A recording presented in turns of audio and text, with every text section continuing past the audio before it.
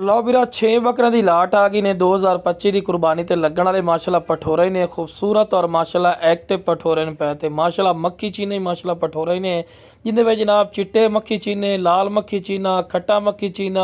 और माशाअल्लाह ब्लैक मक्खी चीना माशाअल्लाह पाया गए ने इस लाट दे विच और एक माशाअल्लाह ब्लैक बीतल अमृतसरी है पिया टोटल 6 जानवर पे और रेट ही मुनासिब हो सी कोई ज़्यादा रेट नहीं होंदा। हाँ कोई मेरे को आवना चाहे लोकेशन ते लोकेशन लुडन शहरी ने ज़िला बिहाड़ी लुडन मेन अड्डे ते यूबीएल बैंक और PSO पंप के सामने इतने मेरा भाई आके भी लै सकते हो 6 दे 6 जानवर। अगर कार्गो की सहूलत की गल की जाए तो माशाअल्लाह जी आल पाकिस्तान माशाअल्लाह मौजूद है। बाकी डिमांड करनो फी बकरा 65-70 हज़ार ही डिमांड कर सकते क्योंकि मार्केट बड़ी तेज़ जा रही है। जो विरा ने कि फौजी भाई मार्केट तेज़ नहीं मेरा विरा पहले मंडी का विजिट कर उस तो बाद मेरे को